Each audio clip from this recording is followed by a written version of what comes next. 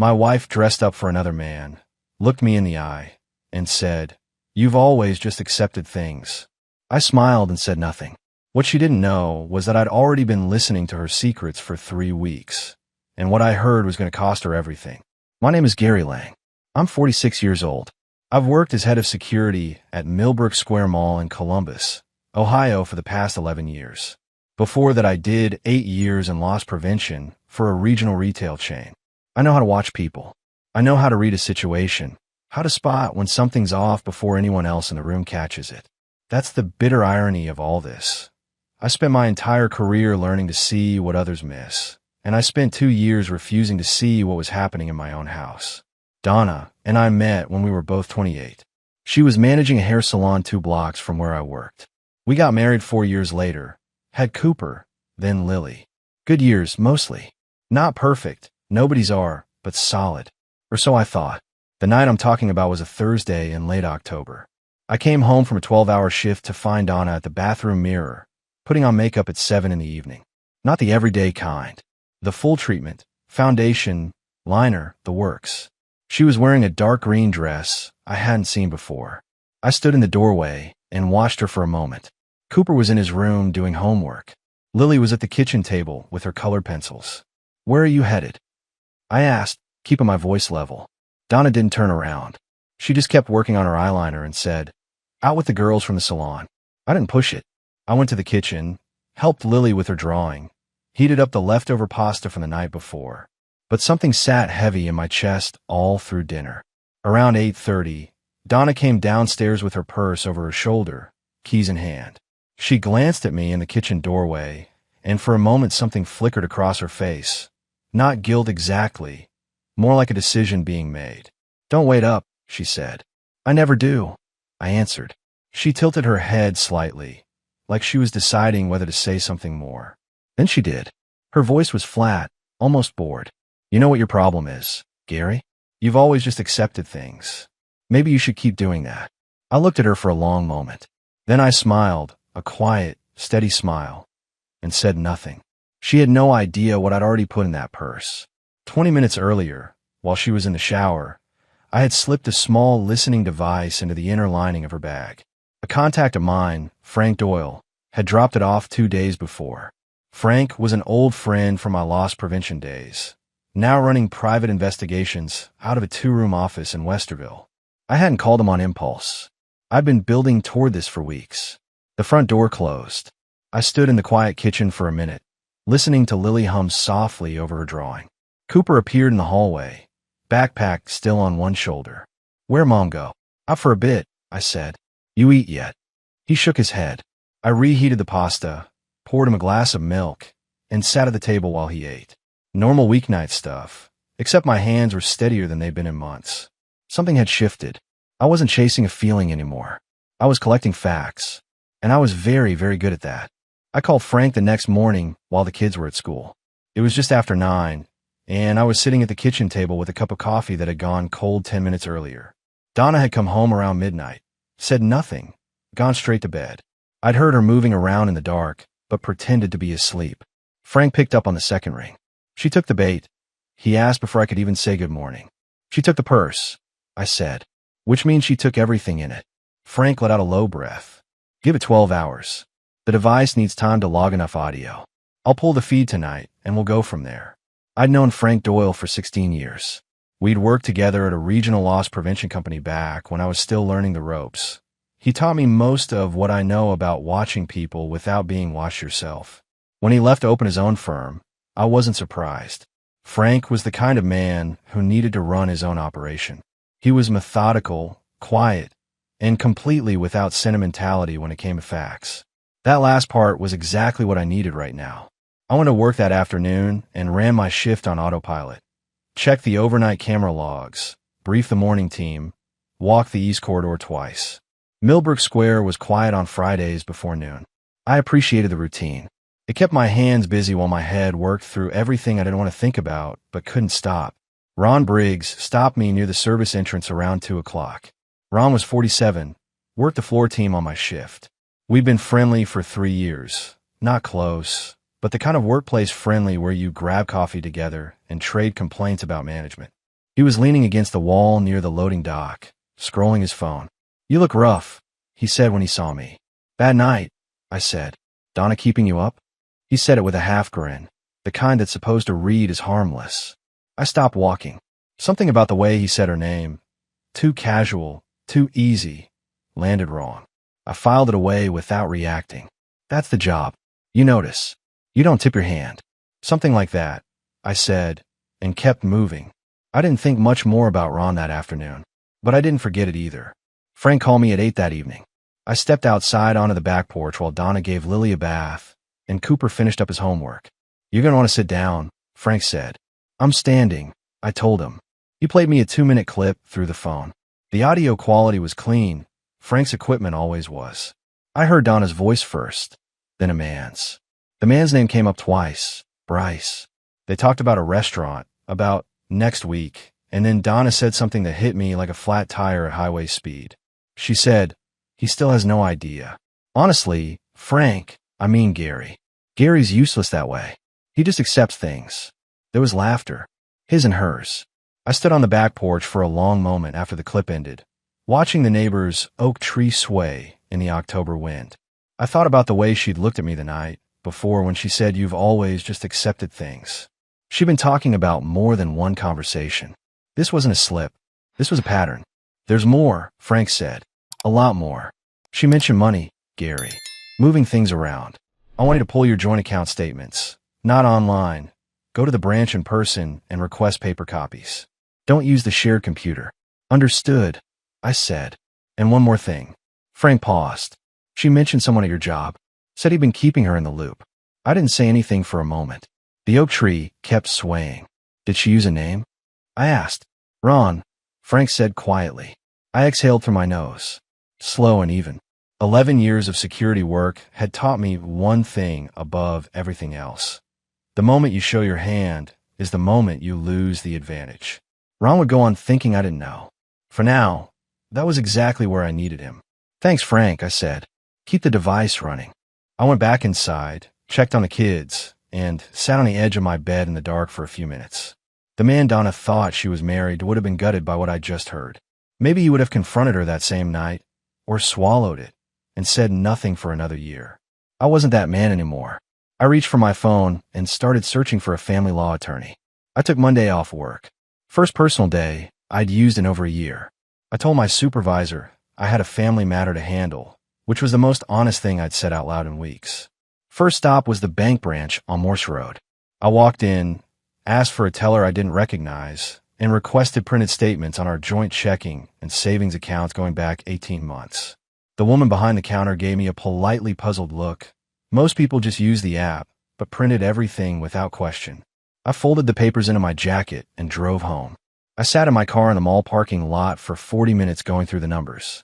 Found turned my coffee cold. 11 withdrawals over 14 months. Each one between $800 to $2,200. Each one made on days when I was working a long shift. The total came to just over $14,000. Pulled from our joint savings in amounts small enough, not to trigger an automatic alert.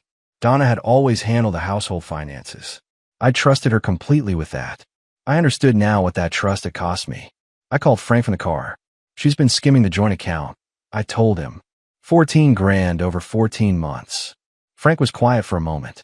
"Screenshot and photograph every page before you put them anywhere. Then get those papers to your attorney before she gets home today." I'd already made an appointment with a family law attorney named Patricia Howe for Wednesday morning. Frank had recommended her. I didn't know her yet, but I was starting to understand that the next few weeks were going to be less about feelings and more about documentation. When I got home, Donna's car was gone. Cooper was at school, Lily at her after-school program until 4. I had the house to myself. I don't know exactly what made me walk into the garage. Call it instinct, the same thing that makes you slow down when a room feels wrong before you can explain why. I'd been in that garage 100 times in the past month. But that morning I noticed something I hadn't before. The old camping gear in the back corner, 2 duffel bags and a folded tarp, was stacked differently than I remembered.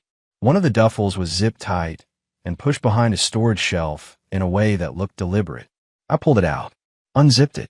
Inside, a pair of men's dress shoes in a size I don't wear, a leather toiletry bag that wasn't mine, for bundles of cash held together with rubber bands. I counted it later, $3,100, and at the very bottom, a manila envelope. Inside the envelope were 2 airline tickets. Columbus to Tampa, departing December 19th.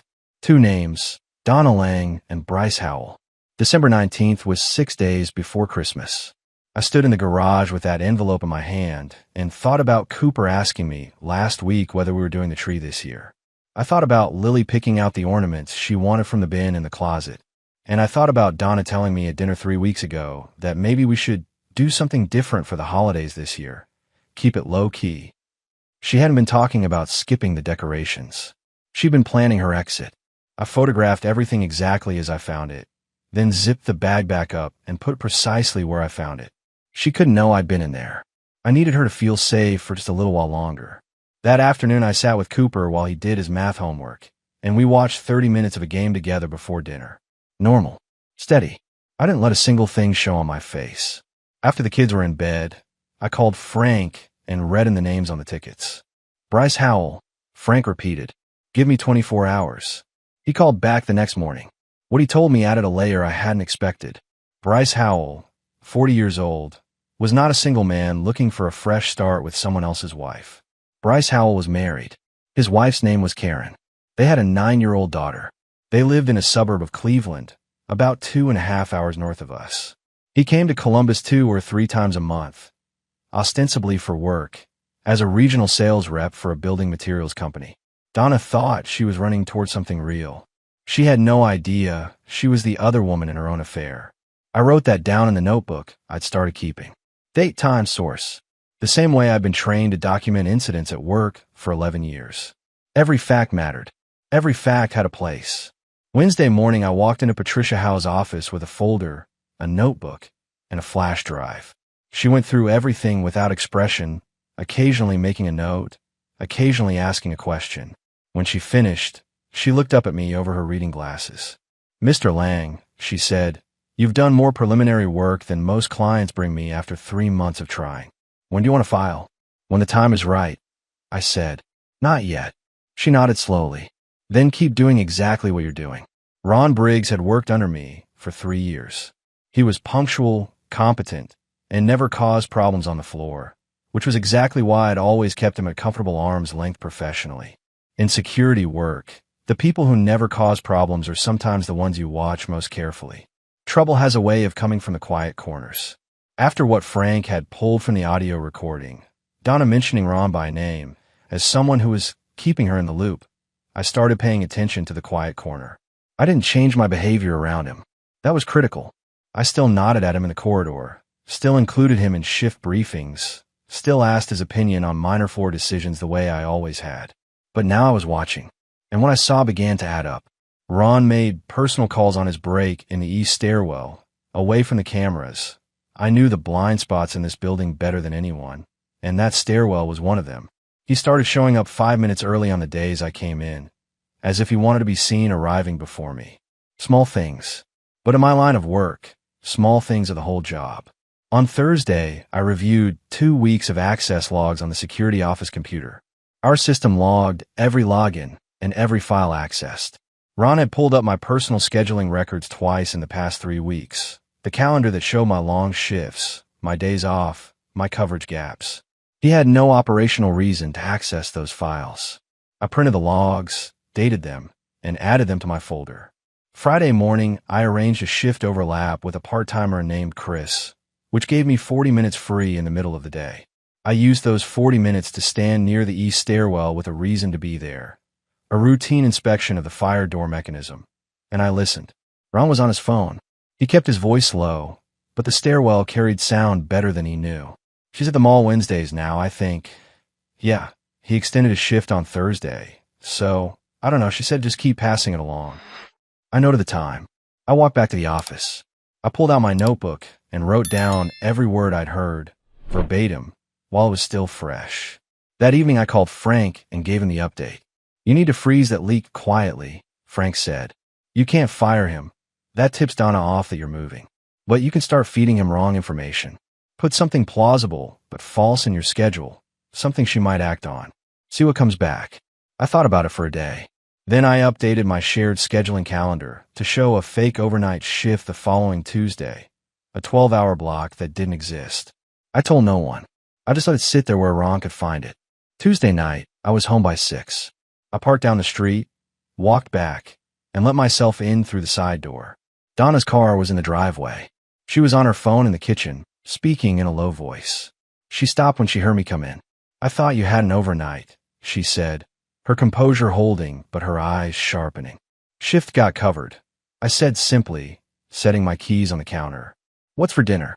She stared at me for a half second too long. Then she said, "I was just about to start something," and turned to the stove. I sat at the kitchen table and watched her move around the kitchen with the same calm I brought to every shift. The trap had worked. Ron had pulled the schedule. He'd passed it to Donna, and Donna had made a phone call, or canceled the plan, based on a shift that never existed. Now I had a confirmed loop. Ron to Donna to Bryce. The whole triangle laid out clean. I ate dinner with my family that night. I helped Lily with her spelling words after. I watched the end of a game with Cooper before bed. And when the house was quiet, I opened my notebook and wrote 3 words at the top of a new page. Evidence. Complete. Proceed. Patricia Howe's number was already in my phone. In the morning, I was going to call her with a date. Patricia Howe had told me to keep collecting and stay quiet. I was good at both. But the call I got on a Tuesday evening, 3 weeks into all this, wasn't something I planned for a scene coming. The number was unfamiliar. I almost let it go to voicemail. Something made me answer. "Gary." The voice was older, careful. "This is Norma, Donna's mother." I walked out onto the back porch and closed the door behind me. Cooper had the TV on in the living room. Lily was already asleep. "Norma," I said, "this is a surprise." "I imagine it is." She paused. The kind of pause that means someone is deciding how much to say. I'm going to get straight to the point because I don't have the patience for anything else at my age. I know what my daughter is doing. I've known for a while, and I want you to understand that I don't approve of it. Not one bit. I leaned against the porch railing and said nothing. In my line of work, silence is the best way to let someone keep talking. "She left her iPad at my house 2 weeks ago," Norma continued. I wasn't snooping. It was sitting on my kitchen counter, and a message came up on the screen. From a man named Bryce. Another pause. I read enough to understand the situation. "Norma," I started. "Let me finish," she said firmly. "I have 2 grandchildren in that house. Cooper and Lily didn't choose any of this, and they don't deserve to be caught in the middle of whatever game Donna is playing. I raised my daughter better than this, and I'm not going to sit on the sidelines and pretend I don't see it." I exhaled slowly. "What are you offering, Norma?" "I have screenshots," she said. I took them before I gave the iPad back. 3 separate conversations between Donna and this Bryce person. They talk about money, Gary. About accounts. About timing. She paused once more. "I'll send them to you tonight if you give me your email. And I want your word that those children are going to be looked after properly." "You have my word," I said. "That's the only thing I'm fighting for." The screenshots arrived 40 minutes later. I forwarded them directly to Patricia Howe with a brief message. "New evidence. Sources credible. Details tomorrow." Then I sat at the kitchen table and read through them 3 times. Donna and Bryce had been coordinating for months. The screenshots covered conversations spanning 6 weeks, and they referenced the account, a phrase that appeared 4 times, along with specific dollar amounts that matched withdrawals I'd already documented from our joint savings. In one exchange, Donna wrote, "Linda says we move on the filing after the holidays. Keep the December trip quiet." Linda.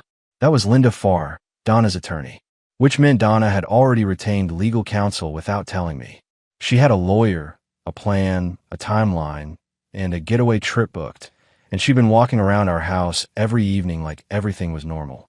I met with Patricia the next morning and handed her the printed screenshots. She studied each one carefully. "These are significant," Patricia said. "Combined with the financial records and the airline tickets, we have a clear pattern of coordinated deception. I want to file for emergency temporary custody before she does anything else." She looked up at me. "The sooner we move, the less room she has to maneuver." "Do it," I said.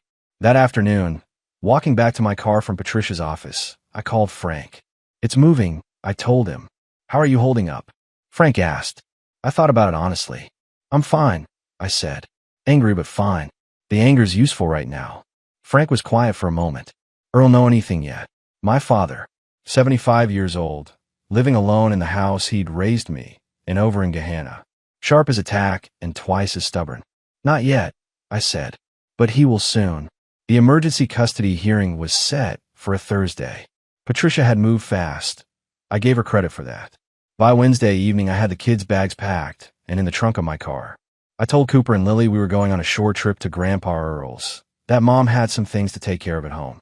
Cooper gave me a long look. He was 13, old enough to feel the undercurrent, but he nodded and helped his sister with her backpack. Earl lived in a 3-bedroom ranch on a quiet street in Gehenna, 20 minutes from our house. I called him from the driveway before we left. Dad, I said, I need to bring the kids to you for a few days. I'll explain everything when I get there. Drive safe, was all Earl said. That was my father in a nutshell. No drama, no unnecessary questions. He'd been a machinist for 31 years. He understood that some things needed doing before they needed explaining. When we pulled up, Earl was already on the front porch in his flannel shirt despite the November chill. He hugged both kids without a word about why they were there, told Lily he'd bought the good cereal, and asked Cooper if he wanted to see the new woodworking project in the garage. Just like that, the tension in the car dissolved. That was Earl's gift. He made space feel safe without making a production of it.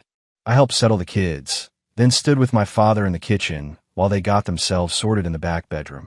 Donna, he asked. Yeah, I said. He nodded once. He didn't ask for details. He just poured us both a cup of coffee and sat down at the table the same way he'd sat at that table through 30 years of problems. Steady, unhurried, present. Those kids go to be all right, he asked. That's what I'm working on, I told him. He nodded again. That was enough for Earl. The next morning, I drove to the courthouse for the hearing. Patricia was already there, composed and prepared, her folder organized, and her expression neutral in that way that told me she'd done this 100 times. Donna arrived with Linda, far 12 minutes later. Donna looked polished but tense. There was something behind her eyes I recognized from years of watching people under pressure at work. She hadn't expected this timeline. The hearing lasted 40 minutes. Patricia laid out the evidence methodically, the financial records, the airline tickets to Tampa, the screenshots Norma had provided, and a signed statement from Frank regarding the surveillance findings. Linda far pushed back on the surveillance angle, arguing admissibility, but the judge, a composed woman in her mid-50s named Judge Calloway, listened to both sides without expression and then spoke. The court finds sufficient grounds to grant temporary sole physical custody to Mr. Lang pending a full hearing, she said. Mrs. Lang will have scheduled visitation, supervised for the time, being given the circumstances presented. Donna stood up halfway. Linda Farr touched her arm to keep her seated.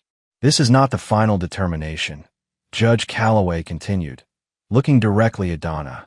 But I would strongly advise all parties to conduct themselves accordingly in the interim.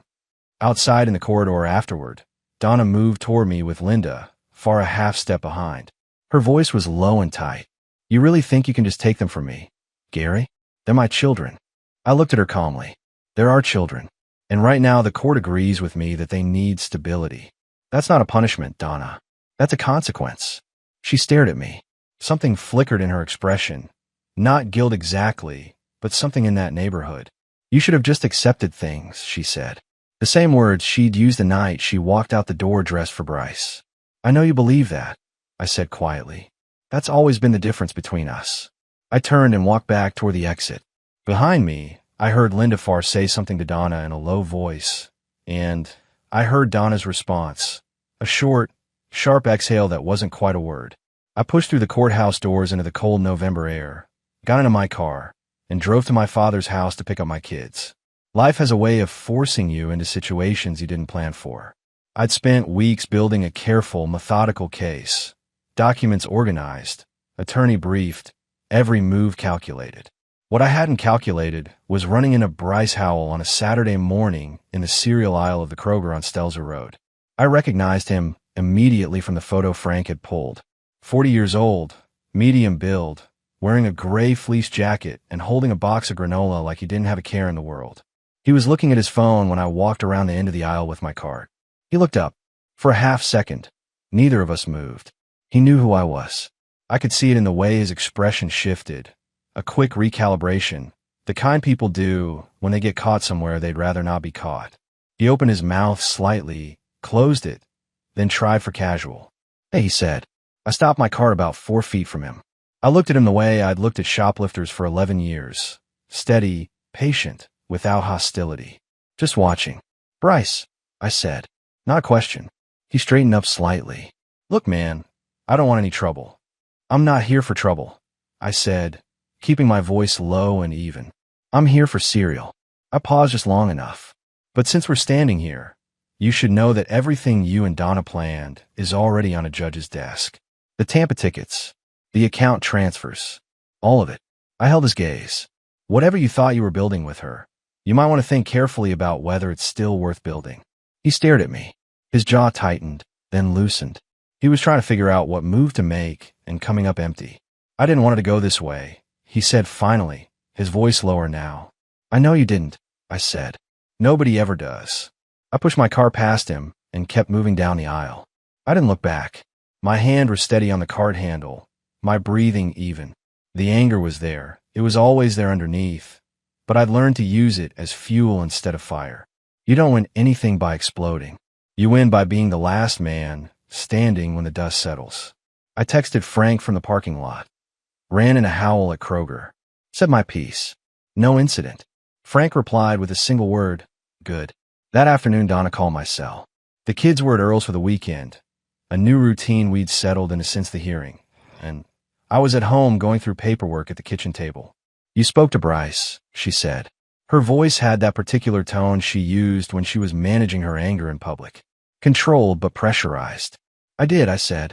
You had no right. I ran into him at the grocery store, Donna. I said a few words and kept shopping. Check with your attorney about whether that's a problem. I paused. While you're at it, ask her about the Tampa flight reservation. Patricia filed a motion this morning referencing it as evidence of intent to relocate the children without consent. That might be worth discussing. Silence on the line. Long enough that I thought she might have hung up. You think you're so far ahead of me, she said finally. Her voice had dropped to something quieter and harder. I'm not trying to be ahead of you, I said. I'm trying to protect Cooper and Lily. That's the only race I'm running. She ended the call without another word. I set the phone on the table and went back to my paperwork. 2 days later, Donna did something I hadn't anticipated. She showed up at my parents' house, Earl's place in Gahanna, on a Monday afternoon while the kids were at school. I wasn't there. Earl called me afterward. She came to the door. He told me, his voice measured. Wanted to see if the kids were here. I told her they were at school, and she already knew that. He paused. She started in about how you'd taken everything from her, and she just wanted her family back. What did you say, Dad? I told her, Earl said slowly, that a family doesn't leave on its own. It gets left. And then I told her my son would be in touch through his attorney, and I closed the door. I held the phone and let that sit for a moment. 75 years old, and still the steadiest man I knew. Thanks, Dad, I said. Drive careful, he replied, and hung up. That evening I relayed the visit to Patricia Howe. She noted it, added it to the file, and told me make sure the kids' school had documentation of the custody arrangement, so Donna couldn't attempt anything similar there. I called the school first thing the next morning and spoke to the principal personally. Certified copies of the custody order were in the school's system by noon. I was learning to stay 3 steps ahead. After 23 years of watching other people's blind spots for a living, I was finally applying it where it mattered most. The full custody hearing was scheduled for a Tuesday in early December, 3 weeks before the Tampa flight Donna had booked and apparently not yet canceled. Patricia told me that was significant. The fact that the reservation still existed strengthened the relocation without consent argument considerably. I wore my good charcoal suit, the same one I'd worn to Cooper's school award ceremony 2 years ago. It still fit. I drove to the courthouse alone, parked 2 blocks away, and walked in with my folder and a clear head. The courtroom was larger than the one we'd been in for the emergency hearing. More formal, more people. Donna was already seated when I arrived, Linda far beside her in a dark blazer. Donna had dressed carefully, a navy outfit, hair neat, expression composed. She looked like someone trying very hard to look like the person she wasn't anymore. Patricia had prepared me well for what to expect. Linda Farr's strategy, Patricia had told me, was going to center on 2 things: painting the surveillance as a violation of Donna's privacy and autonomy, and introducing the concept of emotional control, arguing that Gary Lang had spent years keeping his wife financially dependent and psychologically constrained. I had to hand it to Linda Farr. She billed it reasonably well. She spoke about Donna's limited access to financial accounts, her feeling of being monitored and managed in the marriage, the power imbalance of living with a man whose professional background was in surveillance and security. She was smooth and practiced, and I watched several people in the gallery nodding slightly. Then Patricia stood up. She started with the bank records. 14 months of systematic withdrawals from the joint account, totaling just over $14,000, made exclusively on days when Gary Lang worked long shifts. She laid the timeline on the table like a series of photographs, each one clicking into place. Then came the airline tickets. Patricia explained the Tampa reservation, 2 passengers, December 19th, and the duffel bag found in the garage. The men's shoes, the cash, the envelope. She noted that December 19th fell 6 days before Christmas, when the children would normally expect to be home with both parents. Then came Norma's screenshots. Patricia presented them carefully, establishing Norma's credibility. A 69-year-old woman with no stake in the proceedings beyond the welfare of her grandchildren, who had come forward voluntarily. The screenshots showed a coordinated financial plan between Donna and Bryce spanning 6 weeks, including the phrase Linda says we move on the filing after the holidays, which drew a visible reaction from Judge Calloway. Linda Farr objected twice during this section. Both objections were noted and overruled. When Patricia addressed the surveillance directly, she framed it with the precision I'd come to expect from her. A man with professional training in documentation and observation, watching his own household, using equipment obtained legally, responding to a reasonable and well-founded suspicion of financial fraud. Not a violation. An act of protection. Judge Calloway asked several questions during the presentation. Focused, specific questions about the financial timeline, about the children's school schedules, about the existing temporary custody arrangement's effect on the children's daily lives. Patricia answered each one cleanly. Then it was Donna's turn on the stand. She held herself well for the first 15 minutes. Composed answers, careful phrasing, everything Linda Farr had coached her on.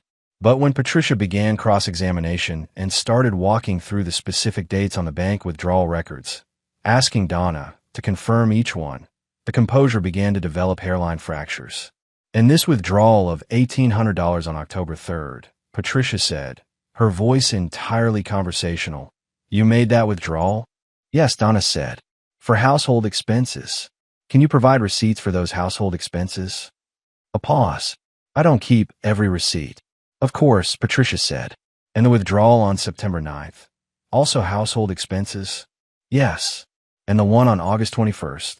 The pauses between Donna's answers grew slightly longer each time. By the 6th withdrawal, Linda Farr interjected with a procedural objection that the judge allowed briefly before Patricia resumed. By the time Patricia finished, the picture was complete. Not dramatic, not theatrical, just methodical and clear, the way real evidence works. Judge Calloway's ruling came 40 minutes after closing statements. Sole physical custody to Gary Lang. Structured visitation for Donna, unsupervised, on alternating weekends once a family counselor cleared the arrangement. The Tampa reservation flagged as evidence of potential flight risk. Donna's travel outside Ohio to require prior court approval for the duration of proceedings. And a formal referral to the county prosecutor's office regarding the financial records. Not a verdict, not a charge, just a referral. But it meant someone else was now looking at those 14 months of withdrawals with official eyes. Donna said nothing after the ruling. She sat very still while Linda Farr made notes beside her. I didn't look at her for long, just long enough to see that the certainty she'd carried since the night she walked out in her green dress was finally, visibly gone. Outside in the corridor, Patricia shook my hand once. "Well done," she said simply. I nodded, picked up my folder, walked out into the cold December air, and called Earl to tell him I was coming to get the kids. The weeks between the custody hearing and Christmas were the strangest of my adult life. On the surface, things looked almost normal. Kids in school, dinner on the table, lights on the house because Cooper had asked if we were still doing the outside lights this year, and I'd said yes without hesitation. Underneath, the machinery of consequences was turning steadily, and there was nothing Donna or Linda Farr could do to slow it down. Donna had filed a countermotion 2 weeks after the custody ruling, seeking to have the surveillance evidence thrown out and the custody order revisited. Linda Farr argued it with everything she had: the privacy angle, the professional background angle, the power imbalance argument. She tried at the full hearing. Patricia dismantled it piece by piece over 2 sessions, and Judge Calloway denied the motion on a Thursday afternoon without much deliberation. That same week, the county prosecutor's office made contact regarding the joint account withdrawals. Patricia had been expecting this. A detective named Hargrove left me a voicemail, professional and neutral in tone, asking me to come in at my convenience to review the financial records I'd submitted. I went in on a Friday morning, brought my complete documentation folder, and answered every question clearly and directly. Hargrove was thorough. He took copies of everything and told me they'd be in touch. I didn't hear from them again for 3 weeks. But the process had been set in motion, and that was what mattered. Linda Farr tried one more maneuver in early December, a motion arguing that Gary Lang's profession gave him an unfair advantage in building a surveillance-based case, that his training had essentially allowed him to construct a narrative rather than document a reality. It was creative, I'll give her that. Patricia called me after receiving the filing, and I could hear the controlled amusement in her voice. "She's running out of road," Patricia said. "This one won't stick." It didn't. What I hadn't anticipated was the afternoon Donna called me. Not through her attorney. Not about logistics, just called. The way she used to when we were first married and she'd phone from the salon between clients just to talk. It was a Tuesday. The kids were at school. "I know this doesn't change anything," she said. Her voice sounded different, scraped clean of the confidence it had carried all autumn. But I need to say it. I handled everything wrong. All of it. I sat down at the kitchen table. "Donna, I'm not asking for anything," she said quickly. "I know it's too late for that. I saw what you said to Cooper last weekend, when he asked you why everything had to change. I was dropping them off, and I heard you through the window. You told him that some things change, but the parts that matter stay the same." She paused. I couldn't have said that. I don't think I would have thought to say that. I was quiet for a moment. There was a part of me, not a large part, but an honest one, that felt the weight of 18 years in that phone call. The years before it went wrong. The woman she'd been before she decided she deserved something different than what we'd built. "The kids love you, Donna," I said. "That doesn't go away. What you do with it from here, that's up to you." She didn't say anything for a few seconds. Then, quietly, "I know." We hung up. I sat at the table for a while. Then I got up, rinsed my coffee cup, and went to check the outdoor lights. 2 of the strands had gone out on the left side of the house, and I'd been meaning to fix them for 3 days. Bryce Howell quietly fell out of the picture around the same time. Frank confirmed it. No more contact between him and Donna. No more visits to Columbus that he could trace. Whether his wife in Cleveland had found out, or whether the legal proceedings had simply made everything too complicated, I didn't know and didn't particularly need to. He was gone. Whatever Donna had believed she was running toward had dissolved the way those things usually do when the circumstances stop being easy. Ron Briggs resigned from Millbrook Square the second week of December. He gave 2 weeks' notice and said it was for personal reasons. I accepted the resignation professionally, thanked him for his years of service, and didn't say another word about it. He knew what I knew. Saying it out loud would have helped neither of us. The referral to the prosecutor's office remained open as the year ended. Patricia told me these things moved slowly and that I shouldn't expect resolution quickly. I wasn't looking for resolution. I was looking at my kids eating breakfast on a Saturday morning with the winter sun coming through the kitchen window, and that was the only resolution I needed right now. 14 months after that October night, when Donna walked out the door in her green dress and told me I'd always just accepted things, I was sitting on the cold aluminum bleachers of a middle school gymnasium watching Cooper play in a basketball tournament. He'd joined the team in September. I'd driven him to every practice and every game since. Lily sat beside me on the bleachers with a thermos of hot chocolate I'd packed, her boots kicking rhythmically against the seat below as she watched her brother. She'd been doing that leg-swinging thing since she was 3 years old. I hoped she never stopped. Cooper brought the ball up the court, got screened, found a teammate on the wing. The teammate missed the shot. Cooper grabbed the rebound himself, all elbows and determination, and put it back up off the glass. It dropped in. The small crowd made noise. Lily grabbed my arm. "Did you see that?" she demanded. I saw it, I said. In the 14 months since the full hearing, the machinery had kept turning at its own pace. Donna's visitation had progressed from supervised to unsupervised once the family counselor cleared it, which took 4 months and required Donna to complete a financial responsibility course the court had ordered as a condition. She'd done it without complaint, which Patricia told me was a good sign. I chose to believe that too. The county prosecutor's office had issued a formal finding on the joint account withdrawals 8 months ago. Donna had reached a civil settlement, restitution of $11,000, repaid in installments, with a suspended sentence contingent on full compliance. No jail time. I hadn't asked for jail time. I'd asked for my money back and for accountability. The legal system, slowly and imperfectly, had delivered both. Ron Briggs had moved to another city. I'd heard through mutual contact that he was working retail management somewhere in Indiana. I didn't think about him often. Bryce Howell had, as far as Frank could determine, returned to his life in Cleveland. Whether his wife knew about Columbus, I had no way of knowing and no interest in finding out. That wasn't my story. 3 months ago, Donna had sat across from me at a coffee shop. Her suggestion, a neutral location, and we talked for the first time like two people trying to figure out how to be decent to each other for the sake of 2 kids who hadn't chosen any of this. It wasn't easy. It wasn't warm. But it was honest, and honest was something I could work with. She'd looked at me across the table and said, "I know what I threw away. I know that now." I'd looked back at her and said, "What matters is what you build from here." For them. She nodded. I'd paid for both coffees and driven home. Frank had taken on a new case and didn't need my updates anymore. Earl had developed a habit of watching Cooper's games on a live stream I set up for my phone. He'd never quite mastered streaming apps on his own, so I called him beforehand and walked him through it each time. He'd text me after, single sentences like "good rebound in the 3rd quarter" or "kids got good hands." That was Earl. That was enough. Lily finished her hot chocolate, set the thermos between us on the bleachers, and leaned her head briefly against my shoulder. She did that sometimes now. A quick lean, not looking for anything, just touching base the way kids do when the world feels steady enough to take for granted. I put my arm around her for a moment. Watched Cooper set up on defense, his face focused and serious in the way it got when he was locked in. A year ago, I'd stood in an empty kitchen wondering how the floor had dropped out from under everything I'd built. I'd spent 18 years in a marriage that turned out to be half invention, 2 months documenting a betrayal I hadn't wanted to find, and 14 months rebuilding something smaller and sturdier on ground I actually owned. I wasn't the man Donna had counted on staying in place. I wasn't the man who just accepted things. I was the man on the bleachers on a Saturday, and there was nowhere on earth I would have rather been.